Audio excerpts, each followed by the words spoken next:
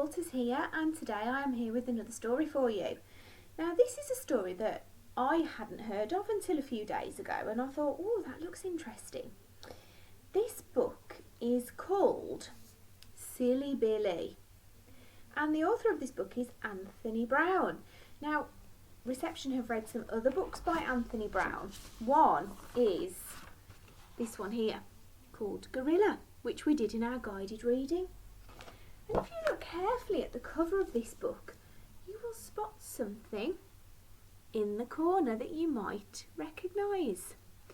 See if you can tell your grown-up what that little logo means.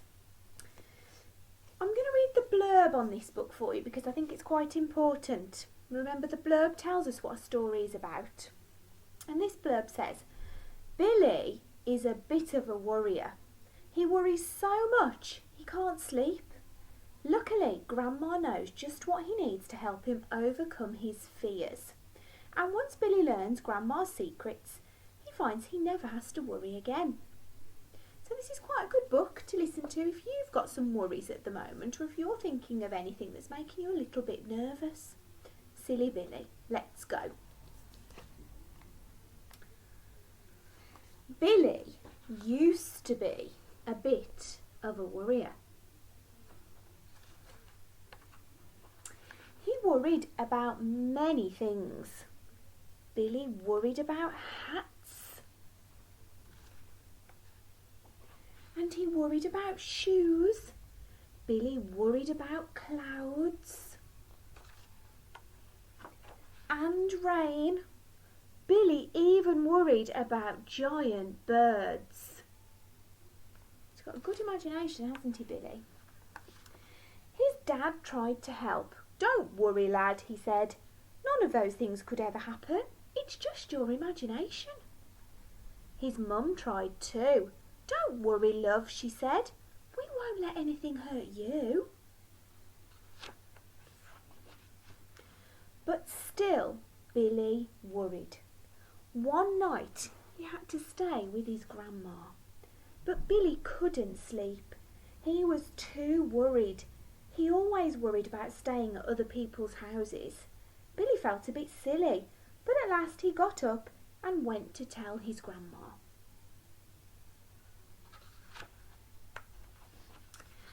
Well, fancy that, she said. You're not silly. When I was your age, I used to worry like that. I've got just the thing for you. She went into her room and came out holding something. Let me see what she's holding. These are worry dolls, she explained. Just tell each of them one of your worries and put them under your pillow. They'll do all the worrying for you while you sleep. That sounds like a good idea. Billy told all his worries to the worry dolls. He slept like a log. The next morning, Billy went home. That night, he again told all his worry to the dolls. He slept like a stone. That means he slept very well. The next night, Billy slept well, and the night after that, because he shared his worries with the worry dolls. But the night after that, Billy started to worry. He couldn't stop thinking about the dolls. All those worries he'd given them. They must be so worried too. And it didn't seem fair. So now he's worried that all these dolls are now worrying because of his worries. But the next day, Billy had an idea. He spent all day working at the kitchen table. It was difficult work, and at first he made lots of mistakes, and he had to start again many times. But finally, Billy produced something very special. Some worry dolls for the worry dolls. Look at all those dolls. And they've all got names as well. Eddie, Peter, Elvis, Molly, Jerry. That night, everyone slept well. Billy and all of the worry dolls. And after that, Billy didn't worry very much at all. And there they all are. and neither did his friends.